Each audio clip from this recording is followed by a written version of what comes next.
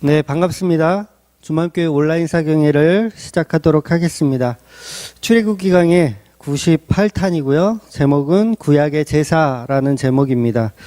출애굽기 29장 15절에서 28절까지 보도록 하겠습니다. 출애굽기 29장 15절에서 28절까지 보도록 하겠습니다. 너는 또 순양 한 마리를 끌어오고 아론과 그의 아들들은 그 순양의 머리 위에 안수할지며 너는 그 순양을 잡고 그 피를 가져다가 제단 위 주위에 뿌리고 그 순양의 각을 뜨고 그 장부와 다리는 씻어 각을 뜬 고기와 그 머리와 함께 두고 그 순양 전부를 제단 위에 불사르라. 이는 여호와께 드리는 번제요 이는 향기로운 냄새니 여호와께서 드리는 화제니라.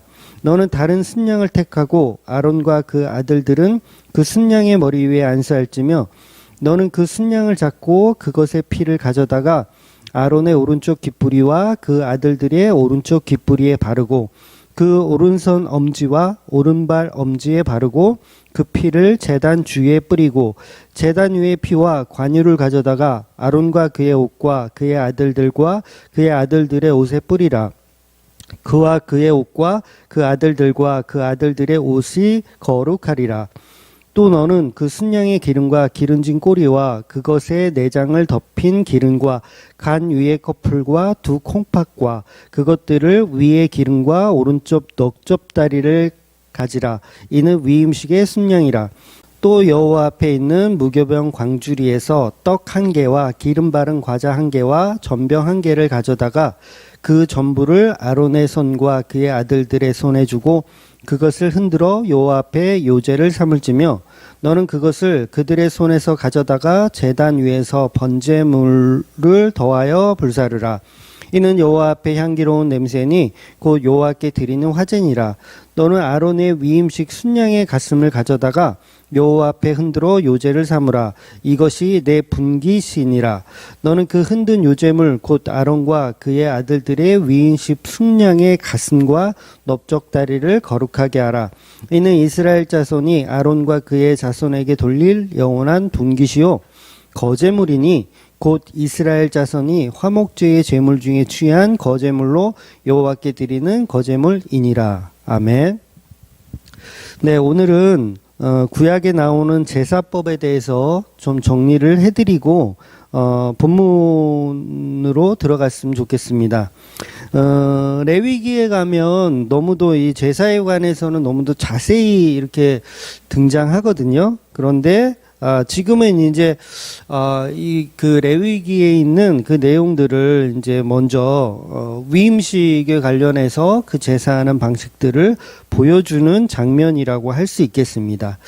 그래서 성경에는 5가지 제사가 있어요. 그러니까 유대인의 5대 제사라고 할 수 있겠죠. 이 5대 제사는 어떤 목적을 가지고 있는 거죠. 제사하는 목적, 제사하는 목적으로 5가지로 구분해서 제사를 드리는 방식을 이야기하는 겁니다.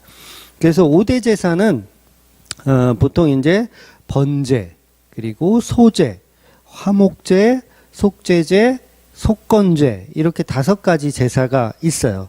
그리고 이거는 이제 어떤 목적을 가진 부류로 5가지를 정리한 거고 또 제사는 종류 말고 제사하는 방식이 또 있거든요. 제사하는 방식. 제사를 어떤 식으로 드릴 거냐, 뭐 태워서 드릴 거냐, 아니면 뭐 흔들어서 드릴 거냐, 아니면 손으로 들어서 드릴 거냐, 요런 구분이 또 있어요. 그래서 제사하는 방법에 따라서도 한 4가지 정도로 이렇게 구분이 됩니다. 그래서 태워서 드리는 방식이 이제 화제. 보통 이제 태워서 드린다 그러면 우리는 번제만 생각하는데 번제는 아까 얘기했었던 그 5대 제사 안에 들어있는 어떤 목적을 가진 거고 그 태우는 방식을 또 이렇게 제사법으로 설명하는 거죠. 그래서 태워서 드리는 걸 화제라고 하고요. 그리고 흔들어서 드리는 거, 이렇게 흔들어서 드리는 걸 요제라고 합니다. 그리고 손으로 제물을 들어서 이렇게 높이 들어서 이렇게 제사 드리는 방식, 요거를 이제 거제라 그래요. 그래서 오늘 본문에도 보면 28절에 보면 거제물, 영원한 분기세 거제물이라고 표현하고 있어요. 그래서 이 거제에 관해서는 조금 이따 이제 조금 더 구체적으로 좀 말씀드릴 건데 굉장히 중요한 거예요, 거제. 그리고 이제 기름을 붓거나 아니면 뭐 이렇게 물로 된 뭐 포도주나 이런 기름으로, 감람류 기름으로 이렇게 제사를 드릴 수 있잖아요. 그래서 그때 드리는 제사를 보통 이제 전제, 옛날 성경에는 관제라고도 이렇게 표현하는데 이렇게 기름을 부어서 드린다라는 의미로 그런 제사 방식이 있습니다. 그래서 제사는 어떤 형식, 방식으로는 이제 화제, 요제, 거제, 전제가 있는 것이죠. 그래서 다시 한번 이제 5대 제사를 한 번 더 설명을 드리면, 먼저 번제는 우리가 다 아는 대로 불사를 번자를 사용하죠. 불사를 번. 그래서 짐승을 전부 불살라서 태워서 하나님께 드리는 방식이에요. 싹 다 태워서 드리는 방식을 이제 번제라고 하죠. 그래서 번제는 모든 것을 다 드린다라는 그 강조점이 있잖아요. 그래서 온전한 헌신, 완전히 하나님께 나는 다 바치겠습니다라는 헌신을 하고 싶을 때 드리는 제사 방식이 이제 번제. 그리고 그 형식은 이제 화제를 태워서 드리는 방식을 선택하는 거죠. 그래서 아브라함이 이삭을 바쳤던 방식이 바로 번제입니다. 번제. 번제. 태워서 드리는 번제. 그리고 그 다음에 이제 소제가 있어요. 소제는 곡식으로 드리는 제사를 말해요. 곡식으로 드리는 제사. 그래서 고운 기름이나 아니면 곡식 가루, 뭐 유향을 섞어서 불사르는 어떤 그런 제사. 그래서 화덕에 구운 무교병이나 무교전병도 그런 식으로 이제 제사를 드리는 거죠. 그래서 이제 철판에 구워서 드리기도 하거든요. 구워서, 그러니까 음식을 만들어서 드린다라는 개념이 이제 소제의 개념이라고 할 수 있죠. 그래서 솥에다 넣고 삶아서 드리는 경우도 있어요. 삶아서 드리기도 하고, 또 이삭을 볶아서 찧어서 그런 식으로 이제 그런 방식으로 하는 것들이 전부 소제죠. 그래서 소제는 곡식으로 드리는 어떤 요리한 그런 제사 제물, 뭐 그런 의미를 강하게 갖고 있습니다. 그래서 소제는 보통 어떤 목적이냐면 노동의 열매에 대한 감사의 목적으로 구약에서는 소제를 이렇게 드렸죠. 그리고 이제 뭐 당연히 이제 뭐 돈이 없거나 좀 가난하거나 그런 분들도 이제 이런 소제를 가지고 제사를 드렸습니다. 그리고 세 번째는 화목제사가 있어요. 화목제사. 말 그대로 하나님과 인간 사이를 화목하게 해주는 목적의 제사입니다. 그래서 백성이 짐승을 가지고 와서 제사장 앞에 가지고 와서 짐승에게 안수를 하여서 그 짐승을 잡아서 피를 제단에다 뿌리고, 그리고 내장과 콩팥, 간 등은 제단에 이렇게 불사르고 태워드려요. 그러니까 화목제는 번제처럼 다 태워드리는 게 아니라 그 각을 뜬 다음에 그 안에 이제 내장과 콩팥과 간 등을 이제 불로 태워서 드리고, 나머지 고기는 제사장과 이 백성이 같이 이렇게 나누어 먹는 그런 식사하는 개념의 제사라고 할 수 있어요. 그래서 다른 제사들과 다르게 화목제사는 함께 식사를 나누는 개념이기 때문에 다른 제사에 비해서는 굉장히 좀 즐겁다고 해야 될까요? 약간 조금 이제 그런 류의 그 화목과 화평에 관련된 제사이기 때문에 약간 느낌이 좀 다른 제사들과는 조금 다르다고 할 수 있어요.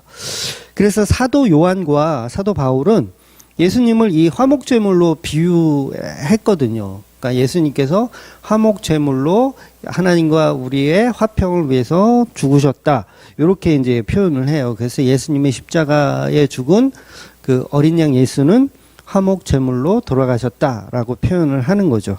그리고 네 번째는 이제 속죄제예요. 속죄제.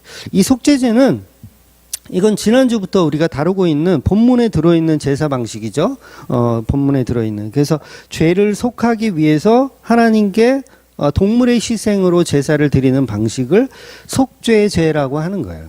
그래서 그런데 이 속죄제의 특징은 어떤 공식적인 어떤 제사에 관련해서 주로 이제 사용하는 제사죠. 그래서 오늘 본문에서도 아론과 그 아들들의 위임식에서 사용하는 제사 방식이 속죄제라는 것이죠. 그래서 이 속죄제는 또 이런 의미가 있어요. 자기가 이제 죄를 졌는데 내가 모르고 지는 죄가 있잖아요. 내가 죄를 졌는지도 그걸 모르고 있는 상태. 그럴 때 어떤 제사가 필요하냐면 이 속죄 제사가 필요한 거죠.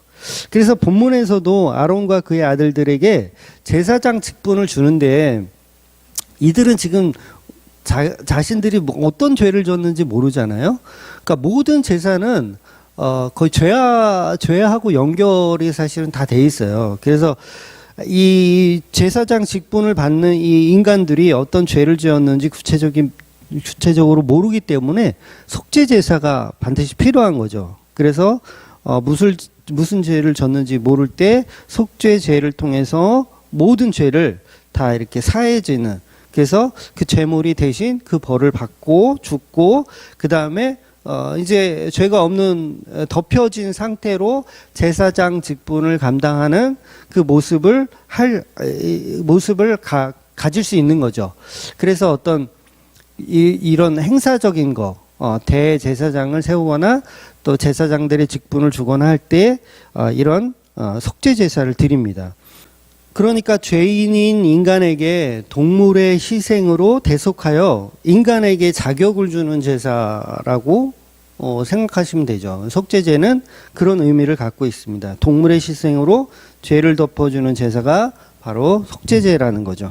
그래서 속죄제는 도덕적인 허물뿐만 아니고 뭐 해산을 한다거나 뭐 그런 건 이제 부정하다고 보잖아요. 그랬을 때도 이제 해산이나 뭐 이제 병이 있을 때, 문둥병 같은 나병이 있을 때, 그런 게 이제 해결됐을 때 이제 의식적인 어떤 부정으로부터의 정결함을 얻기 위해서 행해졌던 제사 방식도 속죄제 제사라는 거죠. 그래서 오늘 본문도 위임식이니까 당연히 속죄제가 필요했던 거예요. 그래서 문둥병자 같은 사람의 병 고치는 일에도 반드시 이 속죄 제사가 필요했던 겁니다. 그리고 주요 절기들 때도 절기 때 하는 행사가 있을 거 아니에요? 절기 때마다 하는 행사. 요때도 이제 다른 걸 하는 게 아니라 이 속죄 제사를 드리는 겁니다. 그리고 그 유대인들에게는 이제 1년에 한 번씩 대속죄일이라는 게 있어요. 대속죄일. 그 대속죄일 날 뭘 하냐면 이 속죄제 제사를 드리는 거예요. 속죄제 제사. 그러니까 어떻게 보면 속죄제는 의무적인 성향이 굉장히 강하다고 할 수 있겠죠. 의무적으로 인간이면 누구나 죄인이고 누구나 죄인이기 때문에 의무적으로 속죄제를 드려야 한다라는 개념이 속죄 제사입니다. 그래서 오늘 본문에도 의무적으로 제사장 직분을 받는 위임식에 속죄 제사를 드리고 있는 거예요. 그리고 이제 마지막으로 속건제라는 게 있어요. 속건제, 속죄제 비슷한데 약간 달라요. 속건제는 어떤 개념이냐면 율법이 있잖아요. 율법을 다 지켜야 되는데 이스라엘 백성들이 이제 실수할 수가 있잖아요. 율법을 잘 못 지킬 때가 있잖아요. 그랬을 때 죄를 범했을 때 드리는 제사가 이 속건제예요. 그러니까 속죄제는 약간 공식적인 어떤 그런 거라면 이 속건제는 약간 좀 개인적인 제사라고 할 수 있겠죠. 그래서 예를 들면 뭐 이웃에게 내가 큰 실수를 했다든가 큰 피해를 줬다든가 막 이랬을 때 필요한 제사가 속건제라는 거죠. 그러니까 율법을 어기거나 또 율법을 알고 있었지만 지은 죄 같은 거 이런 거가 포함되어 있는 거죠. 그래서 이런 죄를 속하기 위해서 사용했던 제사가 바로 속건제라는 제사입니다. 이렇게 5가지 제사 방식이 구약 성경에 이제 등장하고 있어요.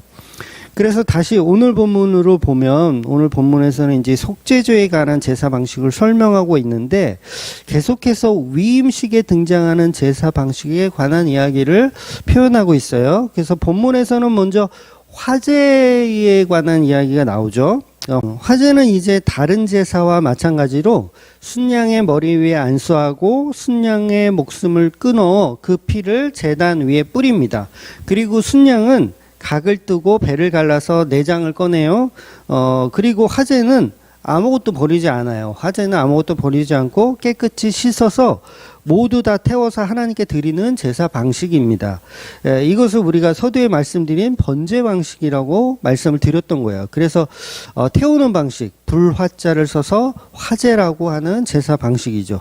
그리고 본문에서 또 한 마리는 또 한 마리 순양은 역시 안수를 하여 잡는데, 다른 순양은 제단에만 피를 뿌렸는데 요번 요 순양은 독특하게 제사장과 그의 아들들의 오른쪽 귓볼에 순양의 피를 바르라고 하고 있어요. 또 오른손과 엄지와 엄지 발가락, 엄지 발가락, 엄지 손가락에 피를 바르고 그 피를 제단 주위에 또 뿌리라고 되어 있습니다. 또 이렇게 이게 이제 끝이 아니고 이제 관유를 가져다가 아론과 그의 옷과 그의 아들들과 그의 아들들의 옷에 뿌리라는 거예요. 그러니까 관유는 이게 기름이잖아요. 기름 부음을 받은 제사장을 표현하고 있는 거죠. 기름 부음을 받은. 그래서 성경에는 기름 부은 자 그러면 기름 부음을 받은 자 하면 이제 왕, 제사장, 선지자 등을 표현하는 것이죠. 그러면 왜 귓볼에 양의 피를 바를까? 우리가 일전에 출애굽기 21장에서 보았지만 귀를 뚫는 이야기가 나와요. 귀를 뚫는다는 것은 종이 이제 신년이 되면 이제 종의 그게 이제 해방이 되거든요. 신년에는. 그런데 이 종이 그동안 나한테 너무 잘해줬고 자기는 노예인데 이 종과 신년에 해방되기가 싫은 거야. 그냥 그 주인으로 계속 모시고 싶은 거예요. 그럴 때는 어떻게 하냐면 나는 당신의 종이 되겠습니다. 신년임에도 불구하고 나는 당신의 종이 되겠습니다. 그런 뜻으로 이 송곳을 갖다가 귀를 뚫었어요. 그러니까 피를 내는 거죠. 한마디로 귀를 뚫었어요. 신명기 15장 17절에 보면 송곳을 가져다가 그 귀를 문에 대고 뚫으라. 그리하면 그가 영원히 내 종이 되리라. 내 여종에게도 그같이 할지니라. 그러니 내 귀에 피를 바른다는 것은 어린 양의 피가 나를 대신해서 나의 귀를 뚫어서 하나님의 영원한 종이 되겠다는 뜻이에요.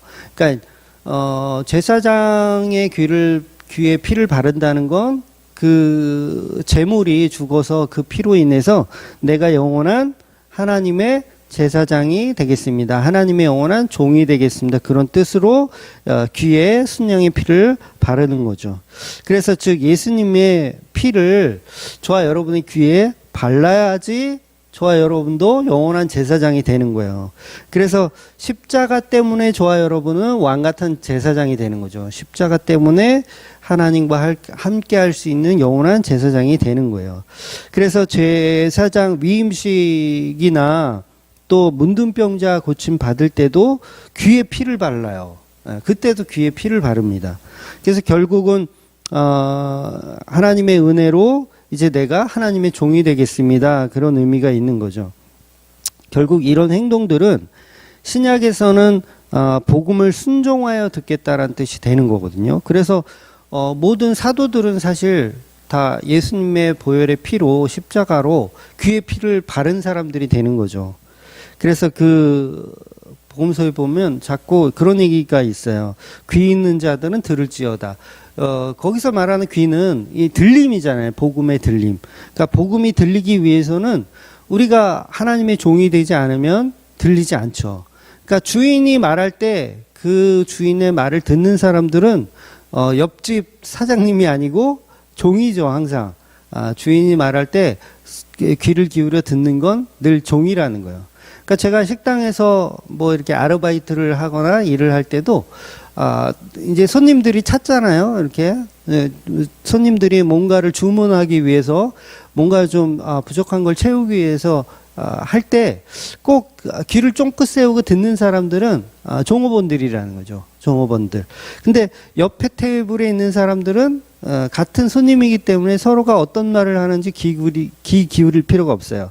종만 귀를 기울이는 겁니다. 그러니까 우리가 말씀을 듣는다는 거, 주여 말씀하소서 내가 듣겠나이다 라고 하는 건 내가 종이란 뜻이죠. 내 귀를 뚫은, 내 귀에 피를 바른 나는 종입니다. 그런 뜻이 있는 거예요. 그리고 이 두 번째 양은 전부 태워서 드리는 것이 아니고 순양의 기름과 기름진 꼬리와 내장 덮인 기름과 관이의 커플과 두 콩팥과 그것들 위에 기름 그리고 넓적다리는 태우지 않고 모세에게 주는 거예요. 물론 여기서는 이제 위임식이니까 모세가 대표적으로 표현되는 거고 일상적으로는 제사장에게 드리는 제물이 되는 거죠. 제사장이 일부를 갖게 되는 거죠. 제사장에 드리는 제사가 아니라 하나님께 드렸던 걸 이제 제사장에게 돌려드리는 거죠. 그래서 이 넓적다리는 뭘 상징할까? 당연히 이제 유월절에 어린 양에서 뼈를 꺾지 않고 우리가 양을 먹었잖아요. 출애굽기에서 우리가 보았지만 그 이야기를 담고 있는 거죠. 그러니까 예수님께서 십자가에서 죽으셨을 때 군병들이 예수님의 넓적 다리를 꺾으려고 했었어요. 그런데 이미 돌아가신 후였기 때문에 이 다리를 꺾지 않죠. 그 표현을 오늘 본문도 계속 이야기하고 있는 겁니다. 그래서 예수님이 하나님께 넓적다리가 꺾이지 않은 상태로 십자가에 제물되어서 돌아가신 것을 표현하고 있는 거죠. 그런데 왜 그 야곱의 환도뼈 사건 우리가 기억하시잖아요. 그러니까 야곱은 사실 속이는 자예요. 속이는 자. 한마디로 가짜입니다. 가짜. 속이는 자. 그런 속이는 자가 인간의 힘으로 십자가를 사유화하려는 그 노력. 이거 뭐 창세기 강의 때 말씀드렸지만 야곱은 거의 뭐 하나님이 원하는 삶을 사는 사람이 아니에요. 그래서 계속 하나님이 원하는 삶을 살지 않았기 때문에 하나님이 야곱의 환도뼈를 부러뜨리시죠. 그래서 평생을 지팡이를 지게 만들어 버리세요. 그래서 오직 예수님이라는 그 지팡이, 예수님만이 나의 힘이 되시고 예수님만이 나의 능력 되신다라는 표현에 그 지팡이만을 짚고 야곱은 평생을 살아가게 되는 겁니다. 그러니까 야곱은 스스로가 예수가 되려 했다라고 표현해도 돼요. 스스로 예수가 되려 했지만 결국 하나님은 그 환도뼈를 꺾으셔서 너는 예수가 될 수 없고 너는 예수님을 의지하는 삶을 살아야 된다라는 표현이 창세기에 하고 있는 거죠. 그러니까 저와 여러분도 마찬가지예요. 예수님과 같이 되려는 게 아니라 예수님을 믿는 그런 존재가 되어야 한다는 거죠. 결국 야곱의 환도뼈 사건은 십자가가 필요한 존재라는 것을 표현하고 있는 하나님의 강한 사랑의 의지를 표현하고 있는 겁니다. 그러니까 하나님은 야곱을 너무 사랑하시는 거죠. 야곱을 너무 사랑하시는데 야곱이 계속 죄를 지으니까 그 한도뼈를 부러뜨려서 이제 영원한 예수 그리스도라는 지팡이를 짚고 살 수 있도록 만들어 버리신다는 그 내용을 가지고 있습니다. 그리고 그 다음에는 이제 요제에 관해서 나와요. 요제는 흔들어서 드리는 제사라고 했어요. 흔들어서 드리는 제사. 그래서 본문에서 무교병과 떡과 기름 바른 과자, 전병으로 제사장의 손을 들고 흔들어서 제사를 드리는 후에 화재로 태워버리는 거예요. 이렇게 흔들어서 드리는 제사를 이제 요제라고 합니다. 그리고 마지막으로 이제 거제물이 나와요. 거제물. 이 거제물에 대해서는 사실 조금 할 말이 많은데, 거제물은 손을 들어서 드리는 걸 말해요. 제물을 들어서, 예를 들어서 뭐 짐승이다. 그러면 가슴 쪽이 보이게 들어서 이렇게 제사 드리는 거죠. 그러니까 옛날 그 영화 300인가요? 거기 보면 첫 장면 보면 막 아이를 손에 들고서 막 이렇게 막 제사 같은 의식을 하는 장면이 기억이 나는데 그런 식으로 제물을 손에 들고 하나님께 드리는 거제라고 하는 겁니다. 그래서 이 거제물은 우리가 잘 아는 11조가 이 거제물에 속하는 제물이에요. 그래서 간혹 이제 11조는 제사 제물이 아니고 그냥 세금이었다. 세금처럼 내는 어떤 곡식이나 짐승이었다라고 이렇게 우기시는 분들이 정말 많아요. 11조는 엄연한 제사 제물입니다. 그래서 민수기 18장 24절을 볼게요. 민수기 18장 24절 이스라엘 자손이 여호와께 거제로 드리는 11조를 레위인에게 기업으로 주었으므로 내가 그들에게 대하여 말하기를 이스라엘 자손 중에 기업이 없을 것이라 하였노라. 그렇게 말하고 있죠. 11조는 엄연히 거제로 드리는 제사 제물입니다 라고 민수기 18장 24절에 말하고 있어요. 그러니까 11조는 그냥 세금처럼 그냥 가져다가 제사장 앞에 가져가면 제사장이 거기다 두고 가 이렇게 하는 세금이 아니라는 거예요. 그거 거기다 두고 가. 뭐 저기 김씨 것도 가져왔어? 최씨 것도 가져왔어? 거기다 두고 가. 이름 적고 가. 이런 식으로 하는 세금이 아니라 엄연한 제사의 형식을 갖춘 거제로 드리는 제사였다라는 거죠. 그러니까 우리가 교회에 와서 아직도 제사를 지내면 안 되잖아요. 아직도 뭐 번제를 드리거나 화목제를 드리거나 요제를 드리거나 화제를 드리거나 이렇게 제사를 드리는 것은 예수님의 십자가 사건을 사실 무시하는 행동이에요. 그런 엉뚱한 행동을 하는 거를 제가 그 요한복음에서 뭐라고 말씀드렸냐면 그렇게 엉뚱한 행동을 하는 거를 믿음이 없다라고 야고보가 얘기했다고 제가 말씀드렸잖아요. 그러니까 믿음이 없는 행동은 우리가 해서는 안 된다는 거죠. 그러니까 아직도 11조를 바치는 일은 이건 사실 너무 황당한 일이에요. 생각해 보세요. 아직도 거제물을 가지고 하나님께 바치는 것과 다를 게 없더라는 거죠. 이 모든 제사에 관련된 이야기를 성경이 왜 그렇게 장시간 이야기할까요? 출애굽기 지금 제사 관련된 이야기를 지금 계속 쭉 우리가 보고 있는데 레위기서 가면 또 장난 아니고 또 다른 모세오경에 보면 계속해서 이제 제사에 관련된 이야기가 계속 등장해요. 다른 구약 성경도 마찬가지고요. 계속 제사 관련돼서 나온단 말이에요. 지나칠 정도로 많이 나와요. 왜 이렇게 많이 나올까? 창세기 읽다, 출애굽기 읽다가 뒤에 오면 이제 덮게 되죠. 레위기까지 들어가지도 못하고 그냥 책을 덮게 되는. 그런데 왜 그렇게 구체적으로 제사에 관해서 5대 제사에 관해서 또 4가지 방식에 대해서 계속해서 반복적으로 등장하는 것일까? 그래서 레위기나 출애굽기나 참 인기가 없는 책이기도 하잖아요. 인기가 없는 책. 왜 이런 얘기를 똑같이 하는가? 왜? 그런데도 우리가 못 알아듣고 있기 때문에 그래요. 이렇게 하는 이유가 뭐예요? 왜 제사 방식을 계속 반복적으로 이야기하는 이유가 뭐냐면 십자가의 영원한 제물이 되신 예수 그리스도를 설명하기 위한 거잖아요. 예수 그리스도가 십자가에 죽은 이것이 바로 구약의 모든 제사법의 완성이고 우리는 더 이상 제사를 드리는 것이 아니라 예수 그리스도의 십자가 사건을 믿는 것이다 라고 이야기하는 게 기독교라는 거예요. 근데 기독교가 아닌 뭐 유대교나 뭐 이슬람이나 이런 애들은 계속해서 아직도 구약 속에 있는 어떤 그거를 지키잖아요.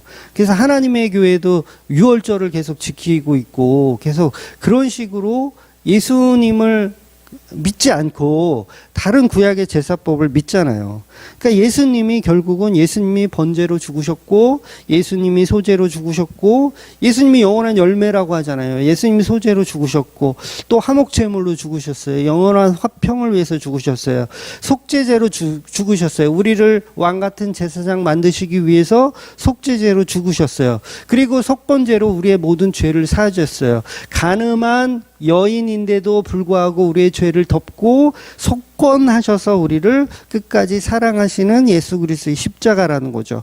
그러니까 예수님의 십자가만이 화제로 죽으신 예수여, 요제로 죽으신 예수여, 거제로 죽으신 예수여, 전제로 드려진 제물의 본질이라는 걸 설명하는 게 이 구약의 말씀들이라는 거죠. 이 제사법은 예수 그리스도만을 설명하고 있는 거예요. 그러니까 하나님의 어린 양으로 예수님의 십자가 제물을 믿는 거, 이게 바로 기독교가 가야 할 방향성이고 그것이 바로 믿음이라고 하는 거예요. 그러니까 아직도 2021년이 된 지금 아직도 11조를 바치라고 말할 수가 없는 거죠. 그렇지 않습니까? 아직도 거제를 드려야 된다, 번제를 드려야 된다, 요제를 드려야 된다 이런 말을 하고 있으면 그게 엉터리지. 그게 어떻게 바른 기독교라고 할 수 있겠냐는 거죠. 그러니까 11조가 없는 교회, 주맘교회가 특이한 게 아니고요. 주맘교회가 특이한 게 아니고 11조가 있는 교회가 오히려 특이한 거예요. 그렇지 않습니까? 제가 억지 주장을 하는 게 아니라 이 문제로 정말 지난 거의 10년 동안 이 싸움을 하고 있는데 11조가 없는 주맘교회가 특이한 게 아니라 11조가 있는 다른 교회들이 특이하다는 거죠. 왜냐하면 아직도 구약에 있는 거제로 드리던 11조를 드려야 된다라고 우기는 꼴이 되는 거기 때문에 그래요. 이미 예수님께서 십자가로 모든 제사를 다 끝내버렸어요. 뭐 거제로 드리는 11조뿐만 아니고 번제로 드리는 것도 마찬가지고요. 모든 건 예수 그리스도의 십자가로 다 완성이 되었어요. 그런데 아직도 번제를 해야 된다. 뭐 그런 교회가 혹시 있을지 모르겠어요. 번제 헌금, 뭐 속건제 헌금, 속제제 헌금 이런 게 있으면 이제 이상하게 보겠죠. 그런데 그 거제로 드리는 헌금 이게 11조인데 그걸 지금 하고 있는 거죠. 한국 교회는 거제물로 드리는 헌금이란 제목으로 11조라는 좋은 이름이라고 할 수 있겠죠. 그걸로 드리고 있는 거예요. 그러니까 이거는 기독교가 아니라고 해도 이렇게 크게 제가 비난하는 내용은 아닌 거죠. 그러니까 악을 악하다라고 얘기하는 거예요. 악을 악하다. 왜냐하면 예수 그리스도의 십자가를 믿지 않는 게 악한 거거든요. 우리가 교회에서 예수님을 믿는다면 예수님의 보혈의 피로 예배를 드리는 것이지 아직도 제사를 지내고 있으면 안 되는 것입니다. 많은 목사들은 왜 아직도 거제로 드리는 11조를 바치라고 하는지 그걸 이상하게 생각하셔야 된다는 거예요. 그러니까 그걸 이상하게 생각하는 게 오히려 복음으로서는 정상적인 행동이에요.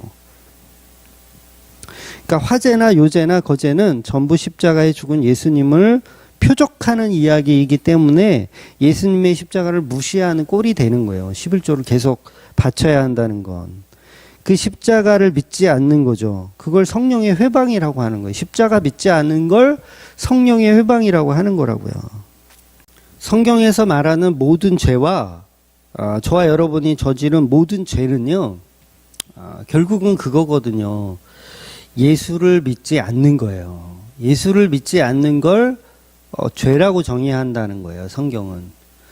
그러니까 물론 모든 게 죄죠. 모든 게 죄인데 그 죄를 한마디로 정의하자면 예수를 믿지 않는 게 곧 죄라는 거예요. 그래서 예수를 믿지 않는 거는 구원을 못 받는다는 거예요. 그러니까 성령을 회방하면 용서를 못 받거든요. 그런데 수많은 죄 중에서 모든 것은 다 용서가 돼요. 예수 그리스도의 보혈의 피로 다 용서가 되는데 뭐가 용서가 안 되냐면 예수를 믿지 않는 거는 용서가 안 되는 거예요. 그렇다고 우리의 의지를 가지고 예수를 믿어야 한다 또 이렇게 얘기하면 그건 알미니안주의가 되는 거고요. 하나님께로 난 자는 반드시 예수를 믿는다는 거죠. 그래서 하나님께로 난 자는 죄를 예수님께서 예수님의 십자가 보혈로 완전히 이렇게 제사 드리듯이 이렇게 우리의 죄를 덮어 주신다는 겁니다. 그래서 요한복음 16장 9절을 보면 죄에 대하여라 함은 그들이 나를 믿지 아니하며 이렇게 예수님께서 정의를 하고 계신 거예요.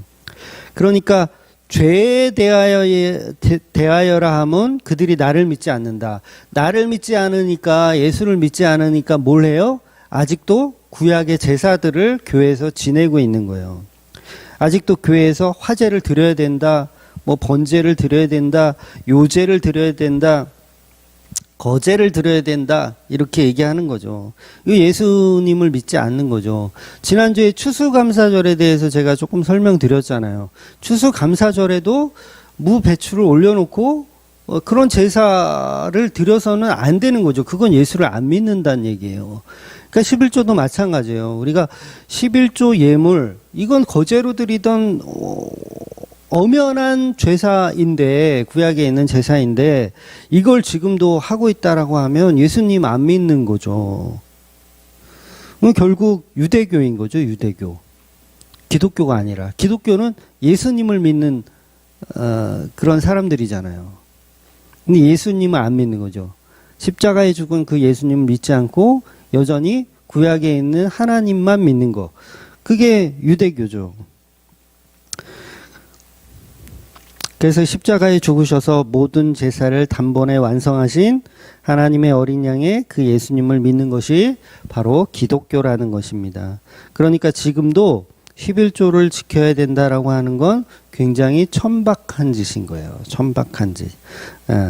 제 말이 아니라 사도 바울이 날과 절기를 지키는 것은 천박하다고 했잖아요. 그러니까 날과 절기를 지킨다. 절기를 지킨다는 건 뭐 한다 그랬어요? 절기 때마다 이 유대인들은 뭘 하냐면 속죄제를 드렸어요. 제사를 드렸다고요. 속죄제 안에 거제도 있고 화제도 있고 여러 가지 제사법이 또 들어있는 거예요. 그러니까 뭐예요? 예수를 안 믿고 계속 날과 절기를 지키면서 제사를 드리고 있는 거죠. 그러니까 천박한 짓인 거죠. 무슨 추수 감사절에 제사를 드리고 있는 거죠. 우리는 근데 사실 몰라요, 잘. 뭐 그게 맞는 줄 알지. 11조를 드리는 게 뭐가 나빠? 교회를 위해서 쓰고 목사님 사례비로 드리고 뭐 그게 뭐가 나빠? 라고 생각하는데 성경은 그게 나쁘다고 얘기하는 거예요. 그거 나쁘다. 그거 틀렸다. 우리는 예수를 믿는 거다. 라고 얘기하더라는 거죠. 그래서 과거에는 제사장이나 레위인들 때문에 12조를 했잖아요. 근데 지금은 레위인이나 제사장이 없기 때문에 지금은 자원하는 마음의 연보를 드리는 거예요. 교회에서는 그 연보를 가지고 교회를 운영하는 겁니다. 그러니까 예수님의 십자가 사건 이후에 11조를 했다라는 내용은 그 어디에도 나오지 않아요. 그거 당연한 거예요. 11조는 제물이고 제사이기 때문에 사도가 11조를 만약에 드렸다? 그러면 그거 이단입니다. 예, 그건 이단 소리 들을 거예요, 아마. 당연히 그건 그 어떤 사도도 11조를 드렸다는 이야기가 없고 당연히 안 드리는 거예요. 그러니까 예를 들어서 사도 바울이 뭐 잘못을 했어. 그래서 속건제를 드리고 있다. 예를 들어서 사도 바울이 속건제를 드리고 있다 생각해 보세요. 그러면 그 이단 된 거예요. 그 사람은, 사도 바울은. 그런 일을 당연히 안 하죠. 번제를 드립니까? 화목제를 드립니까? 제사를 드릴 필요가 없죠. 그 제사를 드리는 자체가 이상한 거죠. 왜냐하면 예수 그리스도의 십자가로 모든 제사가 완성됐다라는 걸 모든 사도들이 알고 그걸 복음으로 전하고 있는데 아직도 제사를 드리고 있으면 예수 안 믿는 거죠. 그러니까 우리가 교회가 지금 예수 안 믿는 짓을 너도 나도 지금 아무렇지도 않게 이게 죄인지도 모르고 그냥 열심히 하고 있는 거예요.